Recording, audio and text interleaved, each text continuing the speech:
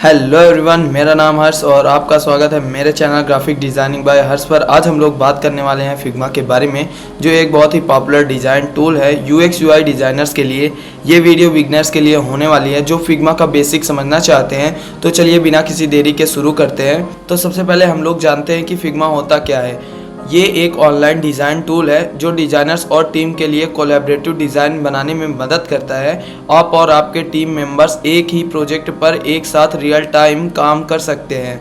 Figma का use UI UX designers web design और prototyping के लिए करते हैं। यदि आपका भी फिग्मा में अकाउंट नहीं है तो सबसे पहले आप figma.com पर जाएं और साइन अप करें। फ्री अकाउंट में भी आपको काफ़ी फीचर्स अवेलेबल मिलेंगे जो बिगनर्स के लिए सफिशिएंट है। साइन अप करने के बाद आपको फिग्मा में ये डैशबोर्ड देखने को मिलेगा जहां आप न्यू प्रोजेक्ट्स वगैरह बना सकते हैं। तो सबसे पहले हम लोग इस डैशबोर्ड को समझ लेते हैं कि यहाँ पर है क्या। तो चलिए सबसे पहले हम लोग देखते हैं कि इधर साइड मतलब लेफ्ट साइड में क्या क्या है। तो यहाँ पर सबसे पहले हम लोग देखते हैं, ये हम लोग की जो प्रोफाइल है वो है। यहाँ आप अपनी जो प्रोफाइल फ़ोटो है वो अपनी चेंज कर सकते हैं। जो आपको फ़ोटो लगानी हो वो आप यहाँ से लगा सकते हैं। और जस्ट उसी के बगल में हम लोग के यहाँ पर नोटिफिकेशन बार दिखेगा जहाँ से आप मतलब अपने जो टीम मेंबर हैं या फिर आपके कलीग हैं या फिर आपके मतलब जहाँ आप जॉब वगैरह करते हैं या फिर कोई बंदा आपके साथ में यदि काम करता है तो वो कुछ यहाँ पे भेजता है या फिर नोटिफिकेशन कुछ आता है तो यहाँ पर आपको सब देखने को मिलेगा कि कौन क्या भेज रहा है। वो सब यहाँ आपको देखने को मिलता रहेगा, ठीक है। और यहाँ पर पूरी जो आपके मतलब ड्राफ्ट में पड़ी हुई जो आपके प्रोजेक्ट हैं वो देखने को मिलेंगे जो ड्राफ्ट में चल रहे होंगे। और यहाँ से आप ऑल प्रोजेक्ट्स देख पाएंगे कि आपके कितने सारे प्रोजेक्ट आपने किन किन प्रोजेक्ट पे काम किया है। और यहाँ पे ट्रैश में जितने आपने प्रोजेक्ट पर काम किया है, जो डिलीट किया है, वो सब यहाँ पर देखने को मिलेगा। और हम लोग जाएंगे रिसेंट पे आने के बाद अब हम लोग के सामने ये सब ऑप्शंस दिख रहे हैं। तो अभी हम लोग यहाँ पर ऊपर ये जो 4 ऑप्शंस दिख रहे हैं इनके बारे में बात करेंगे। ये वही ऑप्शंस का ही दिखा रहा है कि कैसे क्या इसमें काम होता है। तो अभी यहाँ पर हम लोग के सामने न्यू डिज़ाइन फाइल है और न्यू फिग जैम बोर्ड है और न्यू स्लाइड डेक है और इम्पोर्ट है। तो अभी सबसे पहले हम लोग जान लेते हैं न्यू डिज़ाइन फाइल के बारे में। तो सबसे पहले हम लोग इसको खोलेंगे और यहाँ पर हम लोग के सामने ये मेन इंटरफेस है जो मतलब यहाँ पर देखने को मिल रहा है। तो ये हम लोग देख लेते हैं कि ये जो यहाँ पर खाली जगह दिख रही है इसको हम लोग बोलते हैं कैनवास एरिया, जहाँ पर हम लोग अपनी जो डिज़ाइन है उसको बनाते हैं। यहीं पर हम अपनी पूरी जो डिज़ाइन होंगी उन्हें बनाएंगे या क्रिएट करेंगे, ठीक है। और ये टूल पैनल है जहाँ पर आप अपने मतलब यहाँ पर कुछ आपको ऑप्शंस वगैरह मिलते हैं, जहाँ आपको मूव टूल जैसे ऑप्शंस मिलते हैं। यहाँ से आप शेप वगैरह और यहाँ से पेन टूल टेक्स्ट वगैरह यहाँ से ले सकते हैं। इसके बारे में अभी हम लोग फुल डिटेल में जानने वाले हैं। उससे पहले हम लोग यहाँ पर देख लेते हैं कि लेफ्ट साइड में ये कौन सा मतलब एरिया है। इसको हम लोग बोलते हैं लेयर पैनल, जहाँ पर मतलब आपकी जो डिज़ाइंस वगैरह होती हैं उनको आप ऑर्गेनाइज तरीके से रखते हैं, ठीक है। कहाँ क्या कौन सी लेयर ऊपर रहेगी कौन सी नीचे रहेगी ये सब हम लोग इस तरफ करते हैं लेफ्ट साइड में। और यहाँ पर हम लोग राइट साइड में जो हम लोग की मतलब डिज़ाइन आ रही है उसका कलर या फिर प्रोटोटाइपिंग वगैरह सब यहीं से हम लोग करते हैं कि कलर वगैरह साइज टेक्स्ट साइज ये सब हम लोग यहीं से अलाइनमेंट वगैरह ये सब यहीं से सेट करते हैं, ठीक है। अब हम लोग जान लेते हैं कि इसके अंदर डिज़ाइन वगैरह कैसे बनाई जाती है। तो उसके लिए सबसे पहले हम लोग इन टूलों को जानते हैं, ये जानना क्योंकि हम लोग के लिए सबसे ज़रूरी होता है। तो यहाँ पर आप देखेंगे कि यहाँ पर सबसे पहले हम लोग के सामने मूव टूल दिख रहा है। यहाँ पे हम लोग क्लिक करेंगे, मूव टूल में सिलेक्ट है। यदि हम यहाँ अभी कुछ करेंगे तो अभी आपको कुछ होता हुआ नहीं दिखेगा क्योंकि अभी आपने कुछ ऑब्जेक्ट वगैरह नहीं लिया है। तो सबसे पहले हम लोग एक ऑब्जेक्ट टाइप में ले लेते हैं। मान चलिए हमने एक रेक्टेंगल ऑब्जेक्ट ले लिया है और अब हम लोग इसको मूव करेंगे। इसमें हल्का सा क्लिक करके यहाँ इसको इधर उधर कहीं पे भी हम अब मूव कर सकते हैं, ठीक है। और जस्ट नीचे हैंड टूल जो आपको देखने को मिलता है, इससे आप जो मतलब पूरे ये मतलब जो आप ये बॉक्स है उसको मतलब आप इधर से उधर कहीं भी खिसका सकते हैं, ठीक है। पूरा ये बॉक्स साथ में ही खिसकता जाएगा। और उसके बाद आपका स्केल देखने को मिलेगा जिसको आप आसानी से स्केल कर सकते हैं, छोटा या बड़ा किसी भी मतलब ऑब्जेक्ट को आप आराम से छोटा या बड़ा कर सकते हैं। अभी हम लोग इसको करते हैं डिलीट। उसके बाद हम लोग आते हैं इस ऑप्शन में, यहाँ पर आपको देखने को मिलेगा फ्रेम का मतलब होता है कि आप जो डिज़ाइन वगैरह बनाते हैं सबसे पहले आप फ्रेम के अंदर ही बनाएंगे। यदि आपको कोई भी डिज़ाइन बनानी है या मान के चलिए यदि आपको कुछ डिज़ाइन बनाना है तो सबसे पहले आप यहाँ पर जाएंगे और फ्रेम सिलेक्ट करेंगे। फ्रेम आप डायरेक्ट यहाँ से भी ऐसे भी सिलेक्ट कर सकते हैं या फिर आप डायरेक्ट क्लिक करेंगे तब भी आपके सामने एक फ्रेम देखने को मिलेगा।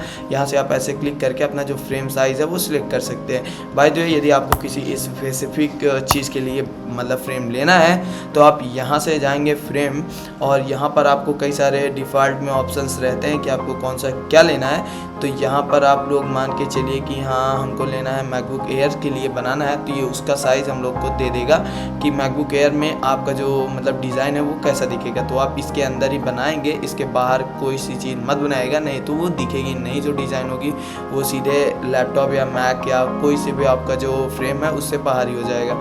ठीक है, तो अभी हम लोग देख लिए कि यहाँ पे फ्रेम टूल का इस्तेमाल कैसे होता है, और उसके बाद अब हम लोग देखते हैं कि स्केल का वो सेक्शन टूल का इस्तेमाल कैसे होता है। तो यहाँ पर हम लोग सेक्शन टूल में आएंगे और यहाँ पर हम लोग देखते हैं ये सेक्शन टूल होता है कोई मतलब जो सेक्शन होता है उसको कट करने के लिए होता है। मान चलिए अब ये सेक्शन है, अब यहाँ पर हम लोग अपना कुछ अलग ही ऑब्जेक्ट बना सकते हैं। इसका काम हम लोग धीरे धीरे बाद में और सीखते जाएंगे, जैसे जैसे हम लोग वीडियोस लाते रहेंगे, प्लेलिस्ट के हिसाब से वीडियोस आती रहेंगी, आप आराम से इसको सीख सकते हैं। अभी हम लोग प्रोजेक्ट वगैरह भी बनाएंगे, कैसे क्या साइट वगैरह वेबसाइट वगैरह बनाई जाती हैं, उनका डिज़ाइन कैसे किया जाता है, इसकी जो वीडियोज़ वगैरह होंगी वो धीरे धीरे आती रहेंगी। तो अभी हम लोग जान लेते हैं कि ये मतलब जो स्लाइस है ये कैसे काम करता है। तो ये यहाँ पर हमने ले लिया, तो अभी कुछ दिख नहीं रहे होगा कि हम लोग किया क्या। तो उसके लिए सबसे पहले हम लोग मान के चलिए एक हम लोग फ़ोटो ले लेते हैं। यहाँ पे आएंगे, यहाँ अभी हम इसको बताते हैं कैसे हम फ़ोटो ले रहे हैं। मान के चलिए जस्ट हमने लिया ये फ़ोटो, ठीक है, हम लोगों ने लिए ये फ़ोटो और यहाँ पे मान चलिए पेस्ट कर दिया हमने, ठीक है। तो अभी हम लोग मैकबुक एयर के अंदर ये फ़ोटो जो दिख रही होगी, और अभी मान चलिए यदि हम कुछ करते भी हैं तो ये दिखेगा नहीं स्लाइस का इस्तेमाल हमने कैसे किया, ठीक है। जस्ट लेयर पैनल पे जाके हम इसको ऊपर कर देंगे, और ये जो यहाँ पे है हम लोग जाएंगे एक्सपोर्ट वाले ऑप्शन पर, और यहाँ पे प्रीव्यू पे देखेंगे तो हम लोग को दिखेगा कि जितने में हमने अपना स्लाइस टूल रखा हुआ है वो उतने को ही एक्सपोर्ट करने के लिए दिखा रहा है कि हम इतनी फ़ोटो एक्सपोर्ट कर सकते हैं। मान चलिए इसको हम बढ़ाएंगे थोड़ा सा तो दिखा देगा कि हाँ आप इतनी फ़ोटो आप एक्सपोर्ट कर सकते हो, या फिर इधर करोगे तो दिखा देगा कि हाँ आप यहाँ की फ़ोटो, जैसे मान चलिए आप कोई डिज़ाइन बना लिए, अब आपको केवल थोड़ा सा ही जगह की जो स्क्रीनशॉट लेनी है या फिर एक्सपोर्ट करना है फ़ोटो को, तो आप यहाँ से आराम से एक्सपोर्ट कर सकते हैं, ठीक है, स्लाइस टूल की मदद से। तो अभी हम लोग इसको करते हैं डिलीट, और हम लोग लेते हैं यहाँ पर, अभी ये तो पूरा ख़त्म हो चुका है। अब हम लोग आते हैं इधर की तरफ, और यहाँ पर हम लोग का जो शेप वगैरह होता है वो यहाँ से हम लोग ले सकते हैं। जैसे कि रेक्टेंगल तो आप जान ही गए होंगे कि रेक्टेंगल से हम लोग आराम से रेक्टेंगल ले सकते हैं। और उसके बाद यहाँ आपको लाइन देखने को मिलेगी जिससे हम आराम से लाइन वगैरह बना सकते हैं। उसके जस्ट बाद ही आपको आएगा एरो, एरो से सीधे हम लोग एरो ले सकते हैं। और यहाँ पर आपको मिलेगा इलिप्स वाला ऑप्शन, यहाँ से आप आराम से एक सर्कल वगैरह कुछ भी ड्रॉ कर सकते हो, ठीक है। इसको यहाँ से कट कर सकते हैं, यहाँ सीधे हो करके इसको सर्कल वगैरह भी बना सकते हैं,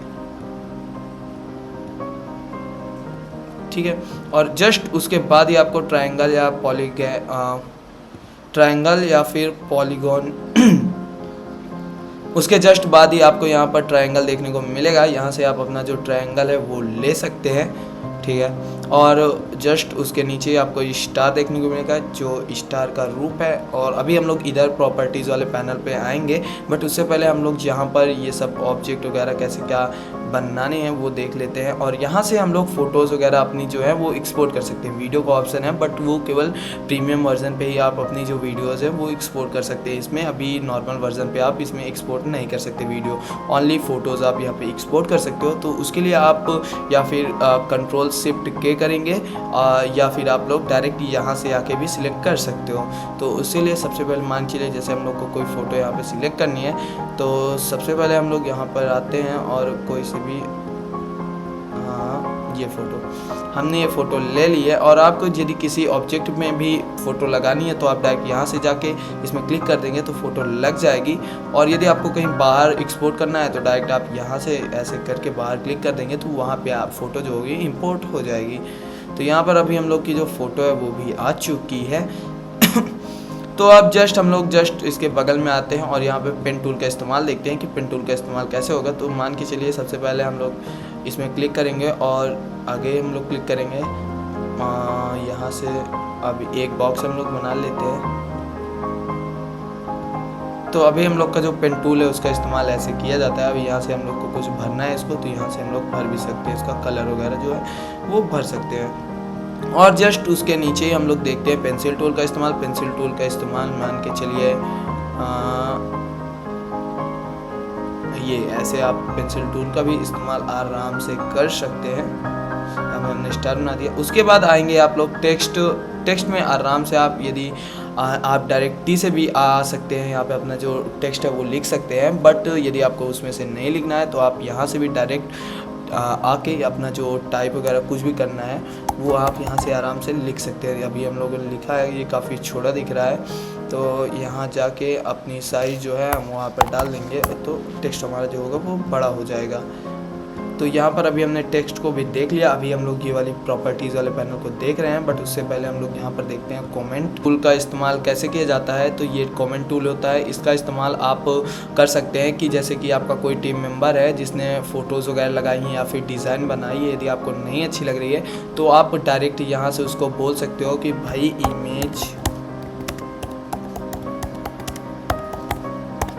इमेज चेंज कर दो, ठीक है, नहीं अच्छी लग रही, या फिर कोई डिज़ाइन चेंज करनी है वो आप यहाँ से उसको बता सकते हो। आपको बार बार कॉल करके उसको नहीं बताना पड़ेगा, आप डायरेक्ट यहीं से उसको कम्युनिकेशन कर सकते हो, अपनी बातचीत जो है वो बढ़ा सकते हो कि भाई इसको ऐसे करो, इसको ऐसे करो, ये डिज़ाइन यहाँ से करो। तो आप यहाँ से आसानी से अपने टीम मेम्बर्स के साथ डिज़ाइन बना सकते हो। यहाँ से आप भेज दोगे तो उसको वहाँ पे पॉपअप होता रहेगा, दिखता रहेगा, ठीक है। यदि उसने बना दिया है या फिर आपने बना दिया है तो यहाँ से आप जाएंगे और यहाँ डिलीट से आप इसको जो उसने कमेंट किया है आप वहाँ से डिलीट कर सकते हो, ठीक है, कोई दिक्कत नहीं होगी। और अब हम लोग जाते हैं यहाँ जस्ट बगल में प्लगइन वाले ऑप्शन पे। तो यहाँ पर हम लोग को दिखेगा कि यहाँ पे प्लगइन्स दिख रहे होंगे। आप यहाँ से अपने जो प्लगइन्स हैं उनको यहाँ पर इंस्टॉल कर सकते हैं, लगा सकते हैं कोई सा भी जो आपको प्लगइन्स चाहिए हो। तो बाद में हम लोग देखेंगे कि हम लोग को प्लगइन्स कौन से की आवश्यकता भी पड़ेगी। तो और एसिड भी बन जाता है हम लोग के पास, तो वो भी हम लोग बाद में जानने वाले हैं। तो अभी सबसे पहले हम लोग अब बात करते हैं प्रॉपर्टीज़ पैनल की। तो यहाँ पर हम लोग पहले ये जो डिज़ाइन हमने क्रिएट किए हैं इनको सबको हटा देते हैं और उसके बाद अब हम लोग एक मतलब सबका यूज़ करना है। तो उसके लिए सबसे पहले हम लोग फ्रेम का इस्तेमाल कर लेते हैं। पहले फ्रेम का इस्तेमाल करने के बाद हम लोग यहाँ पर ले लेते हैं मैकबुक एयर और अब इसके अंदर हम लोग बनाएंगे अपनी जो डिज़ाइन को है। तो सबसे पहले हम लोग यहाँ पर बना लेते हैं अपना एक नेव बार टाइप में। तो उसके लिए रेक्टेंगल लेके हम लोग यहाँ सीधे लेके ये खींच देंगे, ठीक है। तो अब हम लोग के पास आ गया है एक रेक्टेंगल टाइप में, रेक्टेंगल नहीं मतलब ये हल्का सा इधर हो गया और नेव बार हम लोगों ने यहाँ पे बना लिया है। तो इसका जो कलर है वो चेंज करना है आपको। तो यहाँ से आप लोग फिल पे आके जो इसका कलर है वो आराम से यहाँ पर चेंज कर सकते हो, ठीक है। तो यहाँ पर अभी हमने जो कलर है वो चेंज कर दिया है।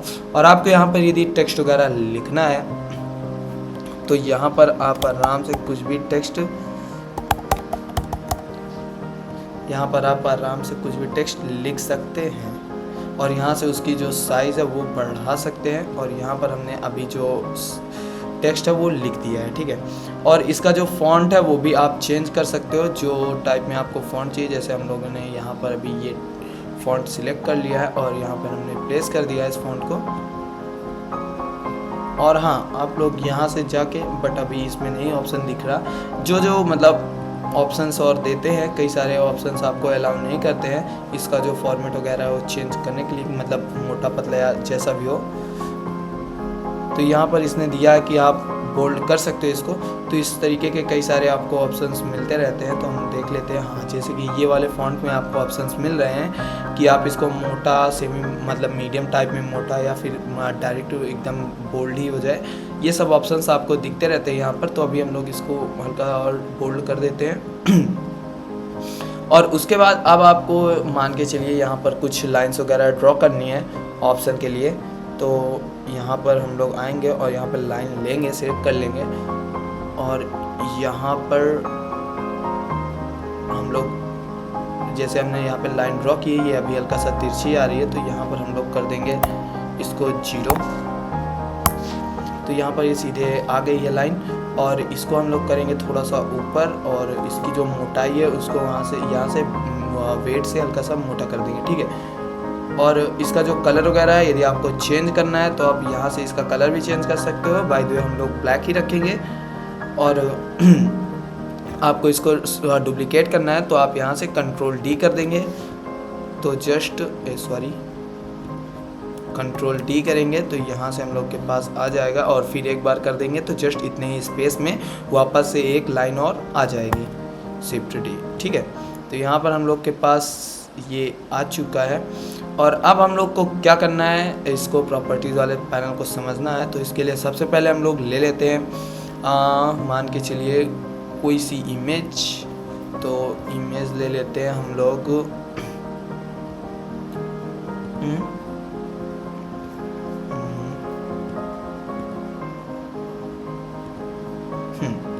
ये हम लोग ले लेते हैं एक इमेज जो कि है यहाँ पर हमने जो अपनी इमेज है उसको रख दिया है। और अब हम लोग को क्या करना है, तो सबसे पहले हम लोग इसमें यदि आपको इसमें कुछ बॉर्डर वगैरह देना है, स्टॉक वगैरह देना है, तो आप यहाँ से इसका जो स्टॉक है वो दे सकते हैं। इसको स्टॉक का मतलब होता है कि आप बॉर्डर मतलब समझ लीजिए। ठीक है, यहाँ से आप उसका जो मोटाई है वो सिलेक्ट कर सकते हैं। और ये अभी जो इसकी मोटाई है वो अंदर की तरफ जा रही है, यदि आपको बाहर की तरफ करना है तो आउटसाइड आप कर देंगे तो ये सीधे बाहर जाने लगेगा जो आपका बॉर्डर है। और सेंटर पे करेंगे तो दोनों तरफ आधा आधा जाएगा। ठीक है, यहाँ पे हमने कर दिया सेंटर। और अब करना क्या है कि मान के चलिए आप इसको हल्का सा रेडियस देना चाहते हैं, जो कॉर्नर है उनको रेडियस देना चाहते हैं, तो आप यहाँ से डायरेक्ट इसको पकड़ के भी खींच लेंगे तो रेडियस हो जाएगा। और आप यहाँ ऑप्शन से देना चाहते हैं तो आप इसको थोड़ा सा बढ़ा देंगे तो यहाँ से भी आप रेडियस दे सकते हो। और हाँ, ये इमेज जो है इसकी ओपेसिटी यदि आपको कम करनी है, मतलब विजिबिलिटी जो होती है कि दिखना थोड़ा दिखे थोड़ा ना दिखे, तो आप यहाँ से इसको कम कर सकते हो। ओपेसिटी जो होती है इसकी आप कम कर दोगे तो दिखना थोड़ा सा कम हो जाएगा। और उसके बाद आप देख सकते हैं कि इफ़ेक्ट्स का काम क्या होता है। तो इफ़ेक्ट्स का काम होता है नीचे हल्का सा इफ़ेक्ट देना। इफ़ेक्ट मतलब होता है शेडो वगैरह देना।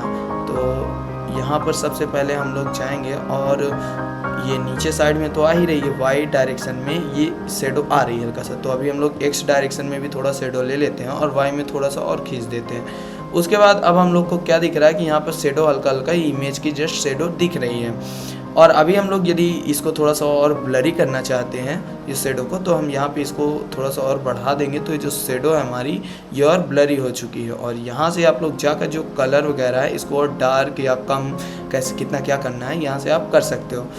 और यदि आपको ये तो अभी शेडो इधर ही आ रही है दोनों तरफ, और यदि आप माइनस में इसको कर देते हो, जो इफ़ेक्ट है इसको आप माइनस में करते हो तो जस्ट विपरीत दिशा में जाने लगेगा और ये जस्ट ऊपर की तरफ जाने लगेगा। ठीक है, और यदि आपको चारों तरफ करना है तो हम लोग इनको करेंगे 0। हमने 0 कर दिया है और अभी हम लोग इसको खींच देंगे तो ये चारों तरफ जो शेडो है वो आने लगेगी। तो इतना हमने समझ लिया है। और उसके बाद अभी यदि हम लोग को इसको यदि हम लोग को ये जो इमेज है इसको लानी है सेंटर पे, तो हम लोग यहाँ पे क्लिक कर देंगे और जो इमेज है वो दोनों के सेंटर पे आ जाएगी। ये देखिए, तो यहाँ पे इस सेंटर पे आ चुकी है। और यदि ऊपर से और नीचे से भी सेंटर पे लाना है तो आप यहाँ पे क्लिक करेंगे तो यहाँ पे भी ये सेंटर पे आ जाएगी। दोनों के बीच में सेंटर पे अभी ये आ चुकी है। और यदि टेक्स्ट वगैरह होता तो अभी यहाँ पर आप इसमें करते तो ये सीधे इधर खींच देता, और यदि इधर के लिए एकदम चिपका के लाना है तो इधर करेंगे तो सबसे इधर आ जाएगा। और यदि टॉप से इसको चिपकाना है तो आप इधर करेंगे तो ये सबसे टॉप में हो जाएगा, और इधर करेंगे तो सबसे नीचे हो जाएगा। तो आपने इतना सीख लिया है। और अगली आने वाली वीडियोस में हम लोग कुछ वेबसाइट की डिज़ाइंस भी बनाने वाले हैं, क्रिएट करने वाले हैं, तो उसको भी देखना आप मत भूलिएगा। बेसिक से हम लोग समझेंगे कि कैसे क्या डिज़ाइन बनाई जाती हैं। और अभी हम लोग डिज़ाइन को जैसे मान चलिए हमने यहाँ पर डिज़ाइन कुछ बना ली है, तो इसको मान चलिए ये डिज़ाइन को अभी हम लोग को करना है एक्सपोर्ट करने से पहले हम लोग देख लेते हैं कि इसमें भी जैसे हम लोग कुछ फ्रेम सिलेक्ट करेंगे तो यहाँ पे भी कई सारे ऑप्शंस दिखते रहते हैं। तो ये भी बाय द वे वैसे ही रहते हैं कि मतलब हमने अभी तक फ्रेम के अंदर जितने भी कलर्स यूज किए हैं यहाँ पे सब दिखते रहेंगे। यदि हमने यहाँ पर कोई कलर चेंज किया तो डायरेक्ट वो कलर वहाँ जाके चेंज हो जाएगा। और उसके बाद लेआउट ग्रिड देखने को मिलेगी। इसको हम लोग बाद में समझने वाले हैं कि कैसे क्या लेआउट ग्रिड काम करता है। हमेशा हम लोग कॉलम में रखेंगे। और यदि ये उसमें है डेस्कटॉप वगैरह में है, बड़ी स्क्रीन में है, तो यहाँ पर आप इसका जो कॉलम्स है वो हमेशा 12 रहेंगे काउंट नंबर। ठीक है, और इसमें जो हम लोग इस मार्जिन है वो दे देंगे 20। नहीं 70 देंगे, सॉरी 70 हमने यहाँ पर दे दी है। और उसके बाद अब यदि हमको ये जो प्रोजेक्ट हमने बनाया है इसको प्रीव्यू में देखना है कि ये कैसे दिख रहा है हमारे लैपटॉप स्क्रीन में, तो हम लोग यहाँ से जाकर और इसमें क्लिक करेंगे यदि, तो हम लोग की जो डिज़ाइन है वो यहाँ पर देखने को मिलेगी। बाय द वे ये नहीं आ रहा तो ये है जो इमेज है वो कहीं बाहर नहीं आ गई, लोड होने में थोड़ा सा टाइम लग रहा था। तो ये हम लोग की जो इमेज है वो पूरी आ चुकी है। यहाँ पर हमने फ्रेम पे सिलेक्ट कर लिया था, तो यहाँ पर देखने को मिल रही है कि डिज़ाइन कैसे क्या लग रही है। यहाँ से रिस्टार्ट करके हम लोग देख सकते हैं वापस से भी वही डिज़ाइन आ रही है।